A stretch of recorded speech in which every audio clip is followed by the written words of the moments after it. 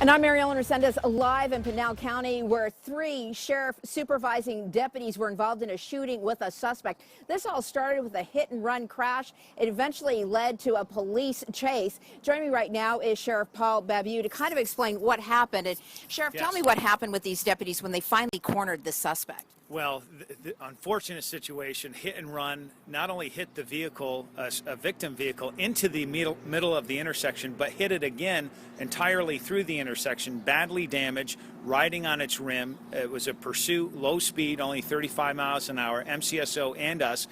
The vehicle tried to evade us a couple miles down the road and went off the road, but it got caught behind a bunch of cement barricades, and so it was doing donuts. And so our deputies blocked them in. These aren't brand new deputies, both of them sergeants and a night watch lieutenant, all with 15 to 20 plus years of law enforcement experience, well trained, very seasoned.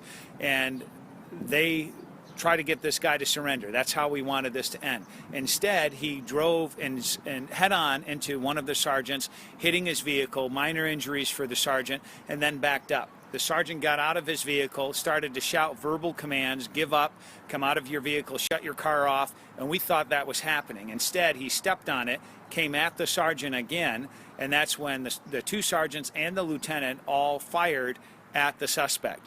And striking the suspect, instead of hitting the sergeant or the vehicles, averted to the left into a field, and that's when all of our staff approached him, shot out the window so he could see into the car, because this is in the middle of the night, and with a beanbag bullet, so less lethal, and approached with a shield, and then found that the suspect was deceased.